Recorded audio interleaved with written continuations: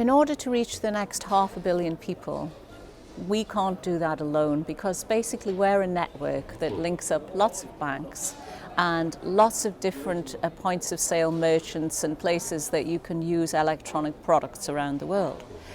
So we've been working very diligently with governments. We work with over 50 governments around the world to help them reach their people. And most people in the world receive money from their governments, whether it's social payments, sometimes it's salary payments because there's big payrolls in governments.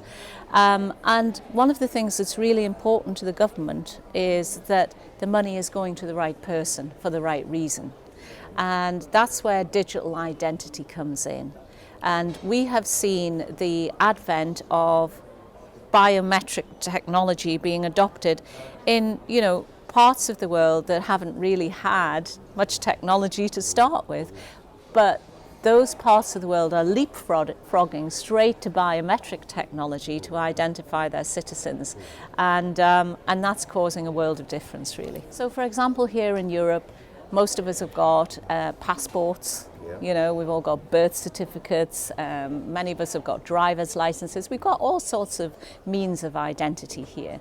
The type of thing that digital identity is being used for in Europe is to authenticate yourself before you make a payment. So, for example, putting your thumbprint to open your telephone.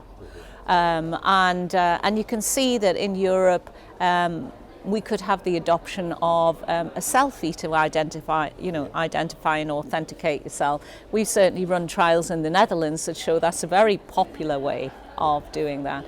And then also there's wearables. We've been investing in technology companies that measure your ECG, and that's as unique as your fingerprint or your iris. And that's persistent authentication, because you could just wear that like a watch and just be able to authenticate yourself to make a payment from, wherever you are. So we think that the type of technology that will be adopted is something that the consumer chooses in some of the developed markets, but it's also the way that the government may like to identify their people in order, as I say, to make benefits payments or whatever. Here at MasterCard, we're a great believer in the Internet of Things, and you've perhaps seen us launch some things.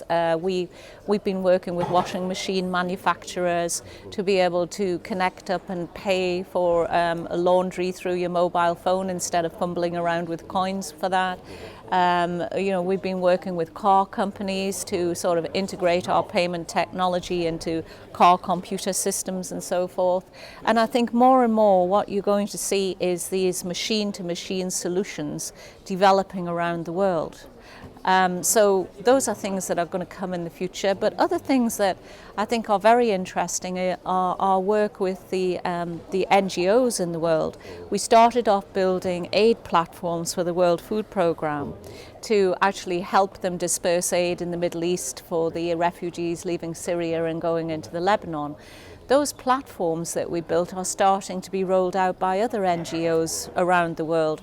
And so you'll see more and more of this type of adoption, which will also cause inclusion for transient populations.